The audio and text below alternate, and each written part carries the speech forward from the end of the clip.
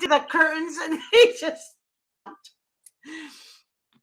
Hi everyone, my name is Georgette True, and um I work for Tony Vincent Davis.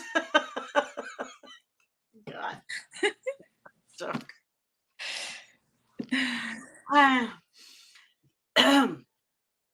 And I have my co-host Miss Stacy with me today, and Stacy is going to share some things with you, and I am also going to share some things with you that happened today. Stacy, do you want to go first? Oh, geez, Miss G. Um, You had a rough well, day today. yeah, it's been a rough day today. I'm a little under the weather-ish and tired, and I couldn't decide before the show if I wanted to take a nap or take a bath, and I knew that both weren't prudent at the same time. No, I know, right? I know. Oh my God. You look like you did one of them. You took a bath. Yep, I did. I took a bath. My hair's still a little bit wet Yes. because I didn't have time to dry it all the way before the show. You took a bath. I did the front though. That's okay. That's good. At least that's good. Well, But I know okay, that so a you've been couple. through a lot today. What happened? Yeah, I tried. I tried hard, but um, one of the things that was cute though we were able to do. Well, when Ginger, who was court watching with us, she put on Facebook for people to call about Katie Ryford for her release, and people have been doing that. And I put the website up for the commissary for to buy Katie Ryford things, and people have been donating to it for her. Um, we wanted to do more today, but it just didn't happen. And we were trying to do a legal application for her, but despite being a paralegal and a notary, the sheriff's office wouldn't let me have a legal appointment with her. So even though we wanted to do an emergency application, we couldn't.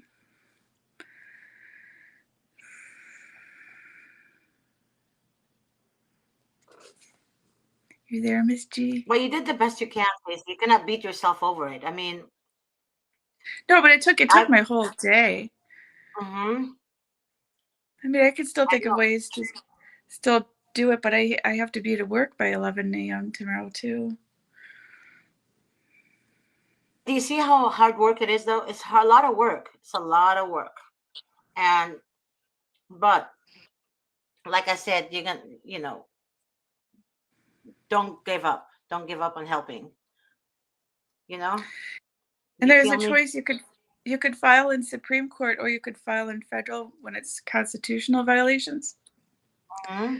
Um, in the past, I've done them for federal court for people. Um, or I'm sorry, I've done it for Supreme Court for people, but and anybody can do it. It doesn't have to be. You don't have to be an attorney or. Um, but at federal court, they wouldn't take it, so I don't know. Hi. Hello. Hi. I think I you're made tired. it. Stop talking. Huh? I think we're both Hi, tired, Miss G. Anna. How are you? Hi, sweetheart. I'm okay. Hi. I think we are. Okay, Deanna, I know you have a CPS case, but I wanted to bring something up to some. I need to bring something.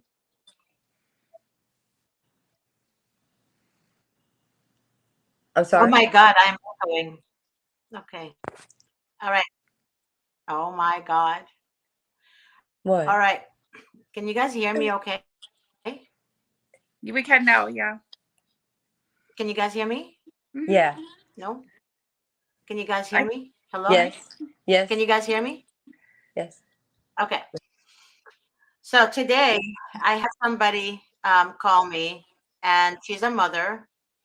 Um, so she has a 13-year-old in the system. She had a 13-year-old. She read the law book, CPS law book, and CPS law book, it states that a minor has the right to appear in court and testify and has the right to know everything about the case. So this is in California. So what she did,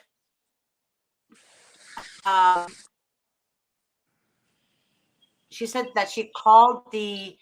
She said on the pamphlet, um, foster kids have the right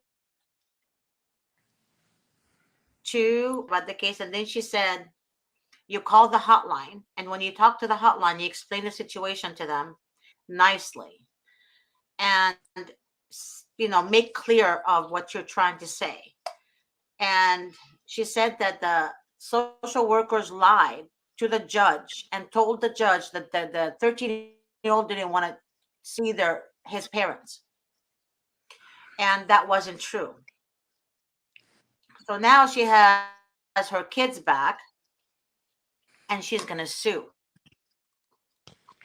Okay. So she did everything right. She didn't give up. She didn't give up. That woman was a fighter. And not fighter in a bad way, but a fighter in a way where she got what she wanted. She made the system work for her, not the other way around. And she made sure she looked at that pamphlet, CPS pamphlet, and she did everything that she needed to do to get her children back.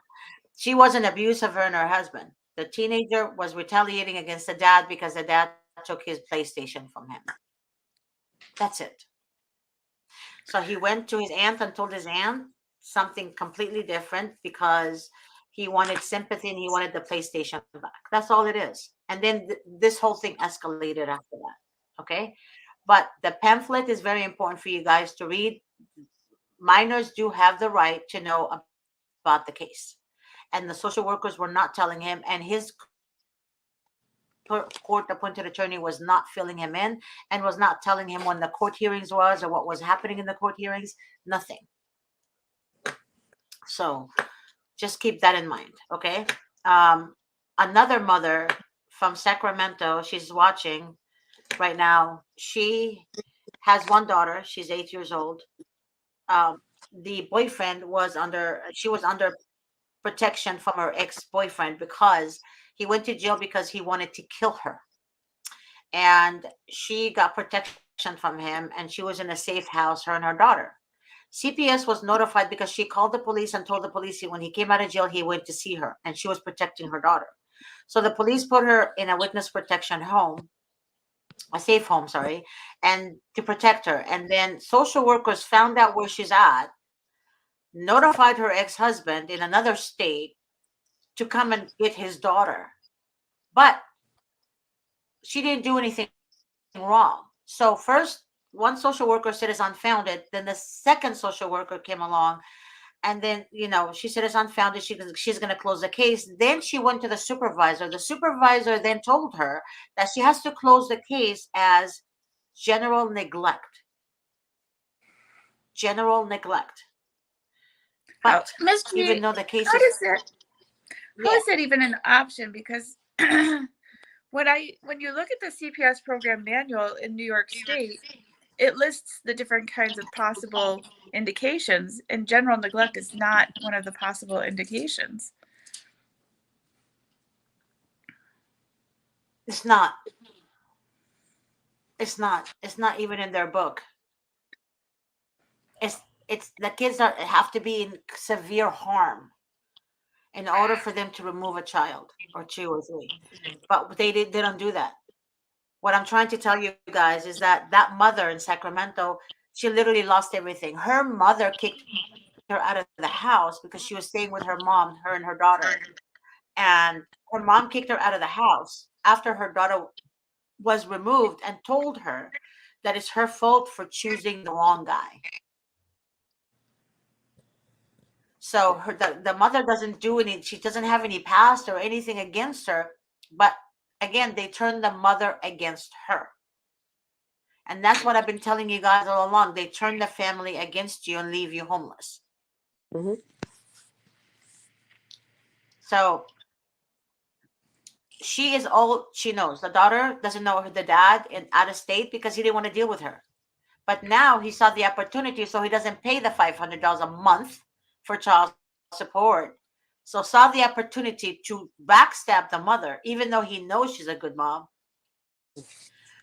It's like when you choose a partner, you don't know what you're gonna get.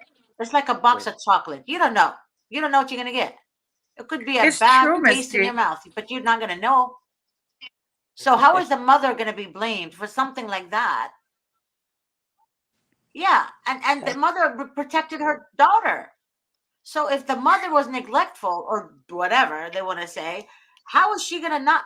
How is she gonna? I mean, she called the police. She got her daughter safe. She got herself safe. So what the hell, right? What? Yeah. Again, the reason the supervisor told the worker that is because if it's not neglect, they're not going to get the funding from the federal government.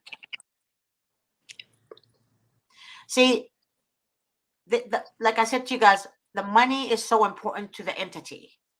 And these entities all over California, all over the United States, all they care about is not the well being of the child. It's actually the opposite.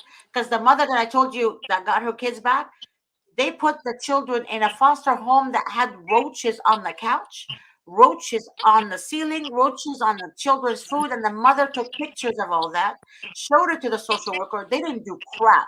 It's not until the mother hired 2 attorneys, one for her and one for her husband, CPS defense attorneys, and got her kids back.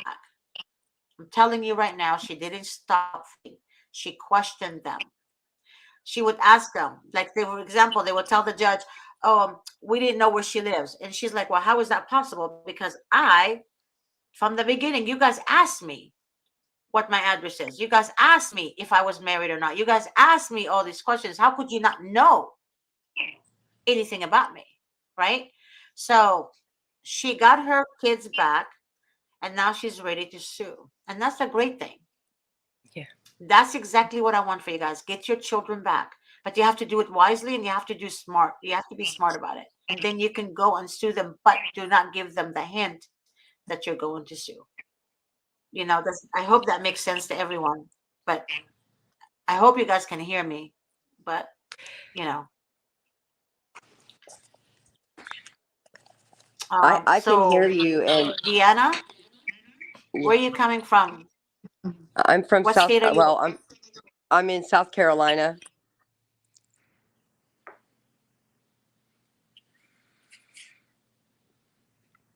Did you hear me? Okay. Yeah, I think Misty's kind of cutting in and out. So I'm you're from South Carolina. What's happening with your situation? I have a son named Noah. He's 6 years old now. When he was 4 in October 28th of 2021, my Don't son and say I. names, Deanna. Oh, okay. No names. Sorry.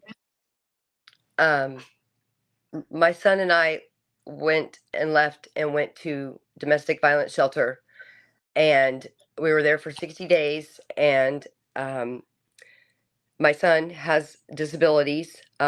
He's completely nonverbal, and I walked out with a suitcase and 2 bags and my son.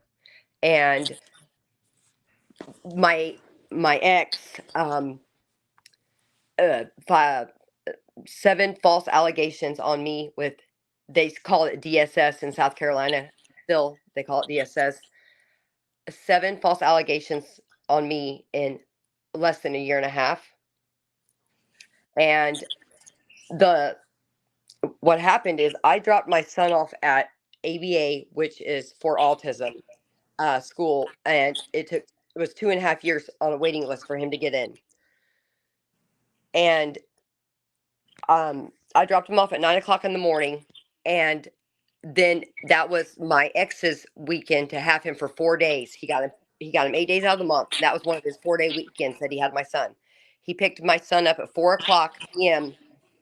and then DSS comes knocking on my door on Monday at noon, and they're telling me that my son was abused.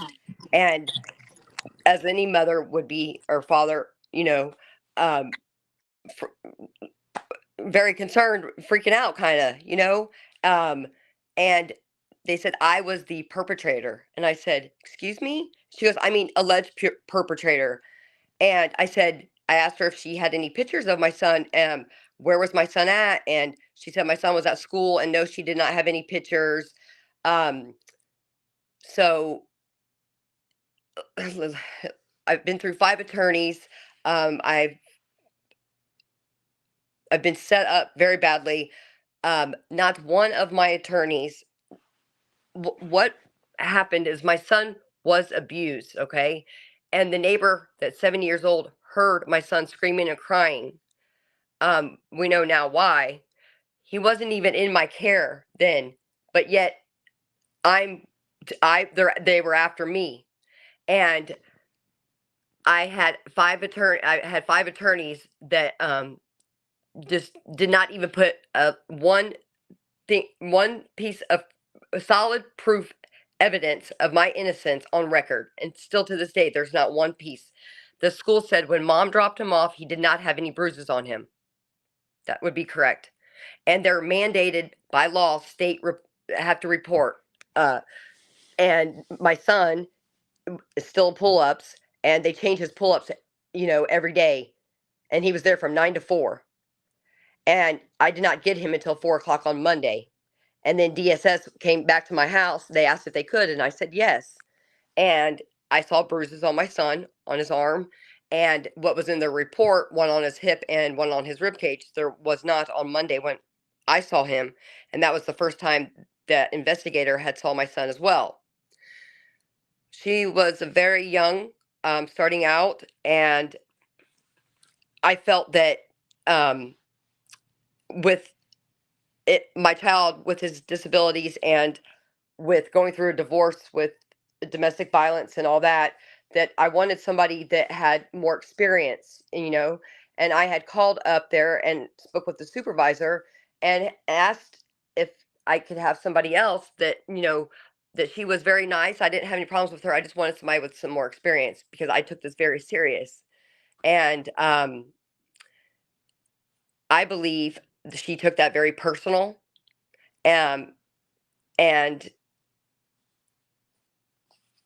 my son, that was February of 22 when that happened, and I had my son all the way up until August 10th of 2022, and all of a sudden, they came and got my son without no warning, no nothing. They had their guns drawn at my house. Police did, and they were the supervisor and the investigator, the one that I wanted a new one with. They were there. They took my son. They were very, very mean, and then they handed him to his dad, who he had not seen in 3 months, who had ghosted, and also who he was very scared of. Very. And DSS lied on drug test on me. I took a hair follicle test and a urine test. The caseworker said she never got my drug test back. She never got my results back. And she said that all the way up until March of this year. And I took it at the end of October of last year. After trial, which was in February of this year, I thought, I know it's such a long story. I'm sorry. It's so traumatic. It's very, very traumatic. My attorney had told me that,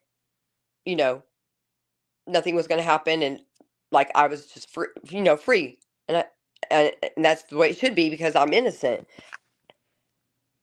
Well, I got bait switched in court by my attorney. Right before we walked into trial, my attorney had told me that my ex was not agreeing on babysitters, a supervisor. And I said, why would I need a supervisor? My son's coming home. And he said, Ryan's just being, oh, I'm sorry. he's just being the way he is. So just agree to it. He said, because if you don't agree to it, he said, you're not going to see your son until the end of the year, or possibly even next year. And this was in February. And he said, don't worry about it. I'll file an emergency hearing with family court and get your son home. And and then we walked into trial, and we weren't even in there 5 minutes. And the judge had asked us, you guys agree to the agreement? And I said, yes.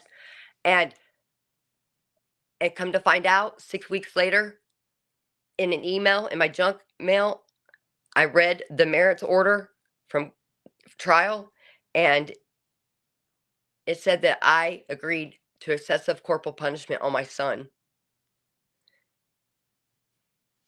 and that I agreed to giving my ex full custody of my son, Oh my God. and that Oh my God. and also they said that I did not complete all of my classes that I had to do, and I did. I should have never even had to do any to begin with. I didn't know what I know now then, as anybody would. I mean, I think. But I did do everything I was supposed to do. I still don't have my This son. is so heartbreaking.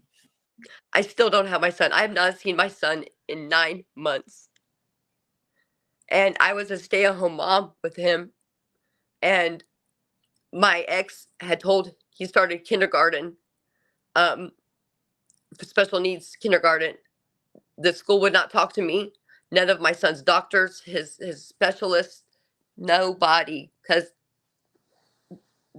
the dad said that he's not, they're not allowed to talk to me. And then I learned all about parental rights and, was fighting for that. And I'm still fighting for some of his specialists that are totally still ignoring me. As in May, my attorney, after a few months, finally he uh, typed up a letter for the school and for my son's doctors saying that they're, violating my rights, my fundamental parental rights and the law, and that and to obey by it. But some of them just are still totally ignoring me because I was slandered so badly. I mean, just very badly. Um, I've been set up. I've been set up with that, and also they on my son was taken on August 10th of last year. On August 11th, they had my son's dad ordered by DSS to take my son to get a hair follicle test. The hair follicle test results came in on the 19th of August, and they said that my son was at death levels of methamphetamines and amphetamines. And I said, and then another county DSS came knocking because I moved, and they came knocking on my door. And they said that I was guilty of it. Come to find out, 2 days after my son, they did a hair follicle on him. 2 days after he did his hair follicle test, my son and his dad and my son's dad's girlfriend all went to the beach.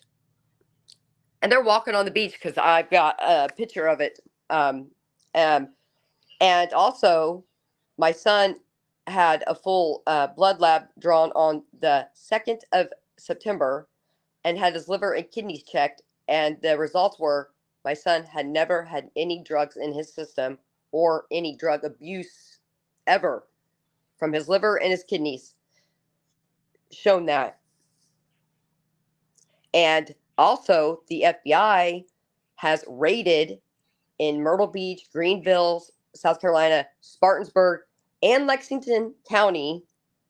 That's where my son was tested at for DSS, falsifying children's drug tests to remove them from their parents or parent.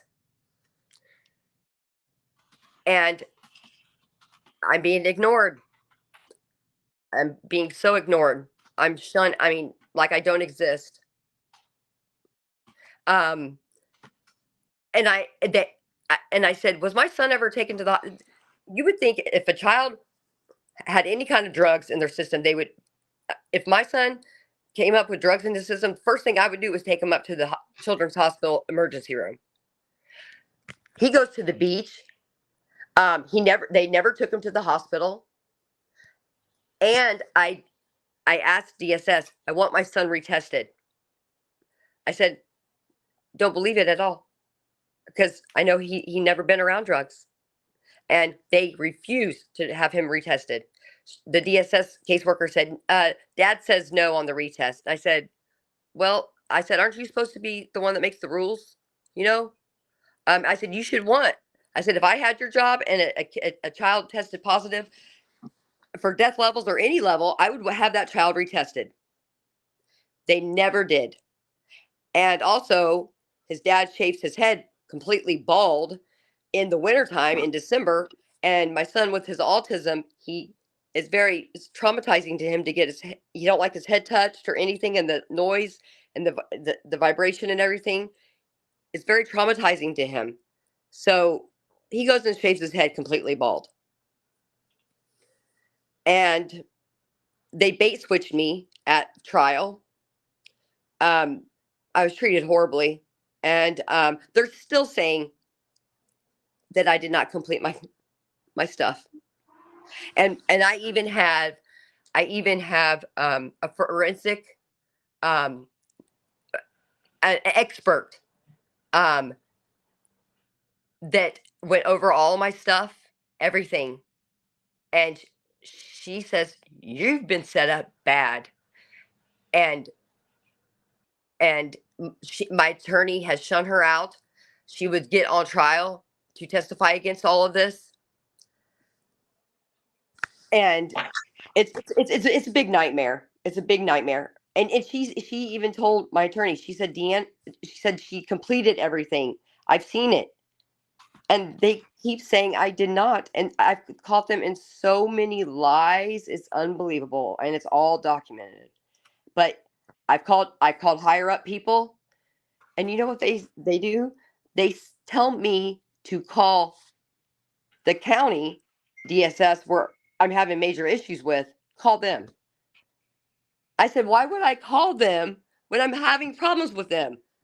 And this was at the Inspector General's office that have a special task force for just DSS alone. And that's what they told me to do. And I keep getting redirected to that county. And they don't talk to me.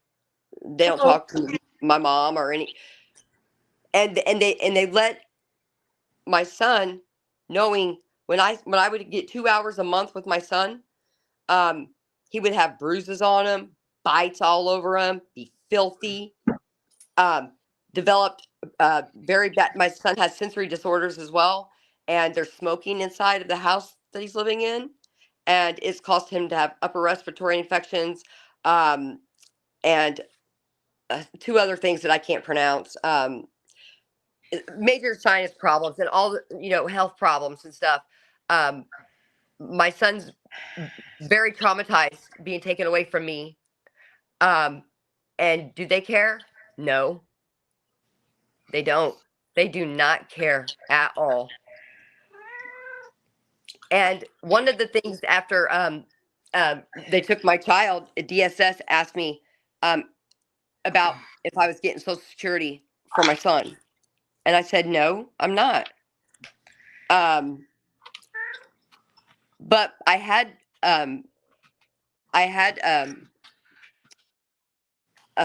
signed up for him for that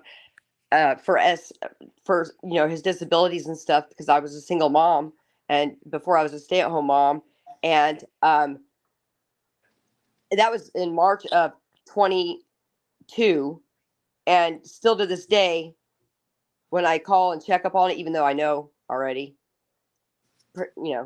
they say, oh, well, we're still waiting. That's what the department tells me, but I don't believe it. And it's all about money. They do not care about children.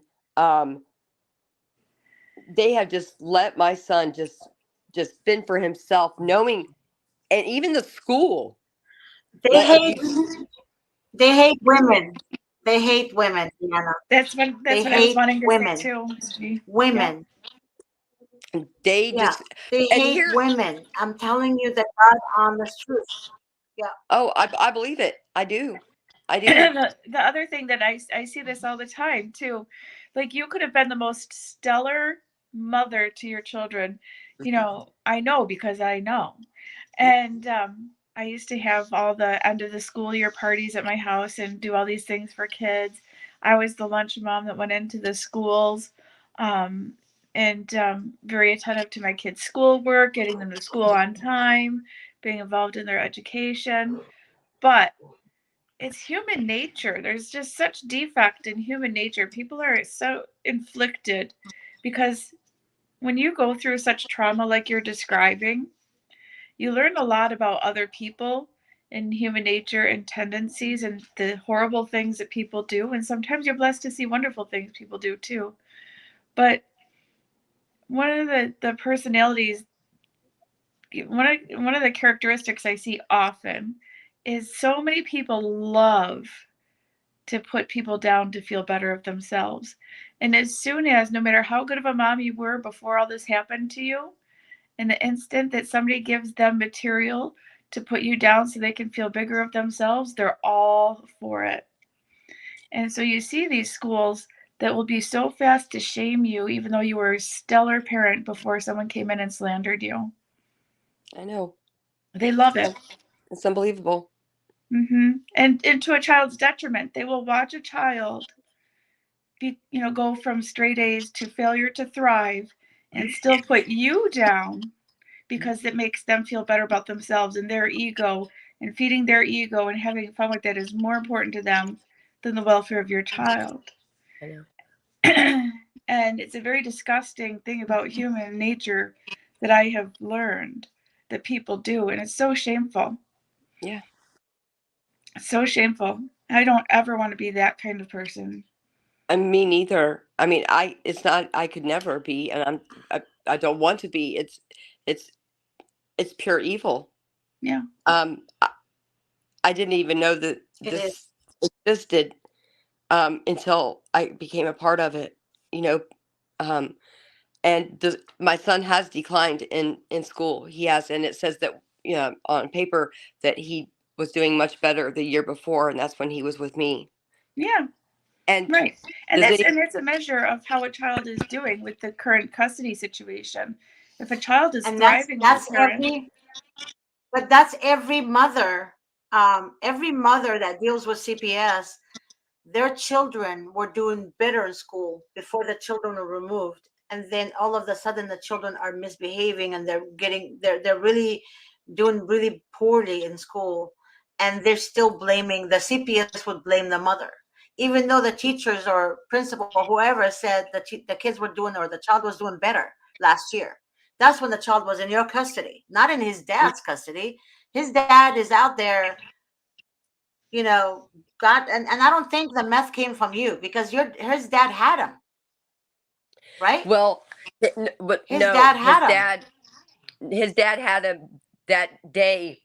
They gave him to his dad on August 10th, and then he went August But 11th where and got a was he hair before follicle then? test. His dad did not But see where him, was he before then? uh, with me. His dad Okay. ghosted for 3 months, and I knew immediately it was an inside job because I knew it was untrue. It was not true, and I demanded for him to be retested. They never did. They never took him to the hospital, and the doctor um, checked him. DSS wanted the doctor to check him, and she did a full blood lab and everything on him and checked his liver and kidneys. Thank God they did that because it showed that he did not have any drugs or anything in his system. And that was 12 days after his hair follicle at death levels came back. And nothing's being done. Nothing. And they supposedly closed. Oh, and then also on but I have an expert. I have an expert that's went through the testing and everything that will get on stand, and my attorney, who's not on my team, obviously, everybody's just they've I was wrote off last year. I was wrote off last year, where I felt like I don't even exist, and I really don't. You know, There's something else that you brought up too. When you were talking about the Investigator General's Office, the Division of Social Welfare, I want you to pay more attention when you go to the Investigator General's website, because if you pay a little bit more attention, what you're going to see is they praise themselves for how much money they have saved the federal government by detecting fraud. So they are a money focused agency, and the thrill of their day, the catch of their day, is to find money and save the government. Go after poor people that were abusing welfare. Go after. So from the Investigator General's perspective, when CPS is making a lot of money, then that's a well-oiled machine to them because they're money focused. They're not ethics focused. Their job probably is performance based by how much money they save the federal government by detecting fraud. I did not know that. Yeah, look when you go back, just look, you'll see, yay, we caught this person. Hey, this case here. Ooh, we saved this much money because we detected this problem, and it's money focused. So you're the problem when you're reporting something that makes them have to lose money. And I was told to call a certain somebody certain from the children's advocacy had told me to call that person, and I thought, oh, you know, I said, you know, is he gonna help, you know? And she said he's very well known, you know, and just spoke very high. And no, he directed me back to the department I'm having problems with. And that's the other thing is they make you like a dog chasing your tail going in circles. Yes. When you're saying, oh, CPS is committing these crimes, oh, report it to this agency, oh, report it. They know those agencies aren't going to do anything. No. I'll give you an example. In New York State, let's see some of the crimes that committed. Okay, so in my situation, CPS, my ex-husband is an attorney, and he was an attorney for CPS. And there were 2 reports of severe child abuse that were reported to the state hotline, and they were never investigated, and they were serious reports, and so they were closed inappropriately without investigation. And so I was reporting this, and I reported it to the police because it's also a crime of official misconduct and some other things. And the police told me, "Oh no, we don't investigate CPS. We don't ever investigate CPS. So call the Office of Children and Family Services." So then you go and you call the Office of Children and Family Services, and they're like, "Well, we're a state agency and CPS is a county agency. So we can tell them how to improve their performance, but we can't hold anyone accountable." So then you go back to the police and you say, "Well, I want to file this report," and they will not take it. Getting the police to take a report against a crime CPS committed is like trying to get Superman to eat kryptonite. It's like so repulsive to them; they will not accept it. So they put you on a little circle, like and the intention is that they're just going to keep you spinning around, and there's going to be real no source for your complaint to go, and the source they should be taking it at the police station when there's crimes committed, because if there's a penal code for it, they should be investigating it, but they won't. I know because my son. They all work together. Yeah, they do. They sure do. And my son, this was after, you know, the DSS case was open. My son was coming back from his dad's with bruises, and he was being abused. And I took him up to the police station and I made a report. And it even says on the police report, visible bruises. Nobody called, nobody, nothing.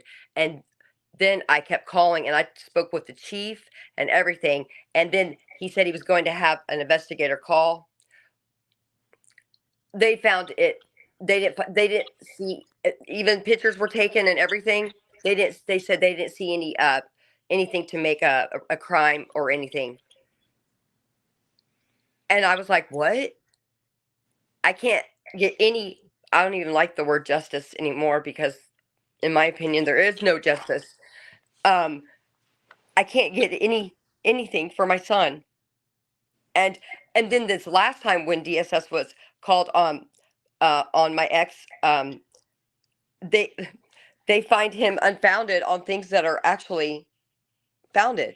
I mean, my This son, is my true. This what you just said right now, Deanna, is so true. yeah, They will always say the abuser, even though when you have proof, video, I know. even if you have a video of him beating you, do you know what they will say? Unfounded. Yeah, Unfounded. they do. They do. Yeah. But my son choked on he's got oral stimming really bad. My son was born with a very rare gene. He's the eighth known person in the whole world born with it, and that has to do with his oral stimming. It's not so much autism; it's more of his gene, but autism is linked in with it. He gave, and I told him the night before because I saw on Facebook on some page, and I said, "Do not give that to him because it will get lodged in his throat and he will choke." The next morning, I find out from the school that my son was in the hospital. That my son had choked.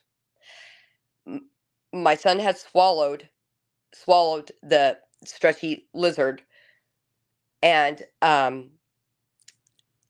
was told that it would come out. He's looking for it when he went to the bathroom, and nobody told me that it came out. Well, my son ended up getting very, very sick over that. He spent 8 nights in the hospital last year in May. Him and I did, and I didn't even know that DSS was doing investigating his dad on that, but until I got a letter in the mail saying that it was unfounded. I did not even know there was a case, but I'm thinking, how do you find something unfounded when it came out his bottom? And it's doctor noted that yes, he swallowed it. I mean, it's all documented from the hospital, everything. And that's how I found out is from the hospital when he did pass it because he passed it at the school who did not tell me. And they were not following the law. They were not following the court order. They were not following their own rules. And this is a school for, special needs children. Um, and so I started, asking questions, do you guys have a report on this bruise and this on my son? What are you talking about? What are you talking about? And I said, on his forehead and there, here and here in his eye. And they, then I became the bad guy. But see, they were not doing body checks on my son. Every morning when I dropped him off, I went in and we did body checks with the supervisor and the therapist. I mean, there was, 3 or 4, including myself and my son, every morning. But yet, when the other when his dad took him, because I went up there and drove an hour, and sat across the street because I knew they were not doing body checks because when he was coming back, when I picked him up from his dad, he has these bruises on him. They could not have been doing body checks, and they weren't because I sat across the street several times and watched myself, and they were not. He was not going in. And I became, of course, the bad guy because they weren't following, I became a threat to them because they were not following the law or anything. And they kicked my son out, who waited 2.5 years on a waiting list and was supposed to be in there for 5 years. That desperately needs that. Kicked him out.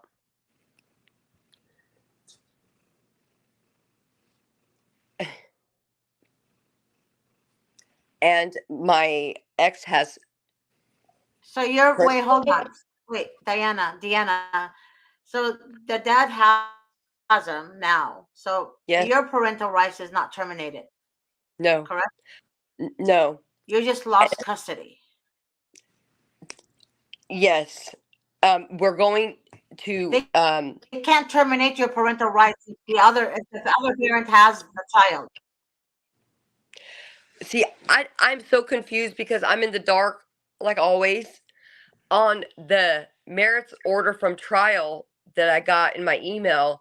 It said that if I do not finish my treatment plan, which I did, if I don't finish my treatment plan, um, it said, and then the placement plan, see attached page 22, but there was nothing attached.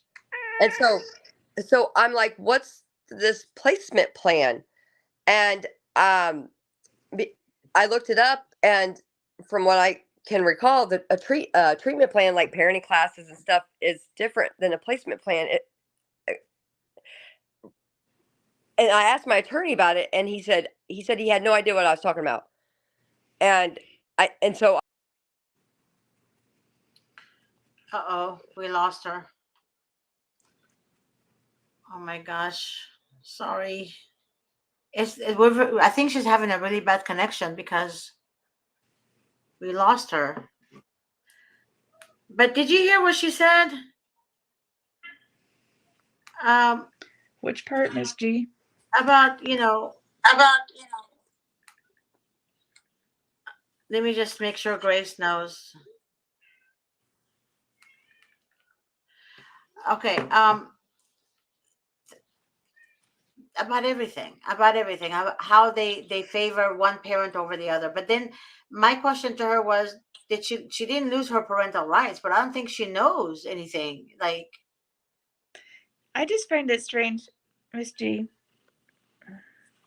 If a child tests positive for drugs, I mean, it's one thing if the parent tests positive, but the child. but then again, the father was looming around. He could have done something. You do know that the father probably requested the hair follicle test after he did what he did. Think about it. The father requested it. They don't just request hair follicle test from a child. I get it, Miss G, but I'm just trying to say, there's a lot of good, loving parents whose kids do turn to drugs, but it doesn't mean their kids should be taken away from them. True, I get that, but he's a special need. He didn't do meth. Oh, I see. He didn't do meth. The father was, I know what she's saying. I know. But the father was looming around. And usually a vindictive father, a deadbeat, vindictive coward, will do everything they can to win. And in this case, meth can be just by touch or by air, and meth doesn't have a scent. Attorney Davis told me it doesn't have a scent. And I asked also other people and I Googled it. It doesn't have a smell to it. So basically, if blown in the air and the child gets it on his hair or anyone, it's going to appear like the child is around meth. I mean, yeah, it's true. We had the attorney Okari. He said that. He said meth can be anywhere. Like you can be walking and meth can just come to your hair, and the hair holds a lot. The hair holds a lot unless they bleach the hair. But if the hair is not bleached, yes, it's going to show that they did meth or they're around meth. But that doesn't necessarily mean they're doing meth or somebody around them is doing meth. How come the mom wasn't tested positive for meth? Right. So it doesn't make sense. It's a sad story. It is. It's a very sad story. And I'm so sorry to hear that, but we're going to have to end the show now because I know you're not feeling good. Yeah, I am looking forward to bedtime. All right. Might sound strange to your California listeners, but it's 11 o'clock p.m. here in New York. Yes, and she has a cat and she's purring. Okay, go sleep. Have a good night. You too, Miss G. You need to take care of yourself and get some good rest too. I will. God bless you, sweetie. I'll talk You to you too, soon. Mom. Okay. Bye bye. All right, everyone. Good night. God bless you. I'll see you guys tomorrow.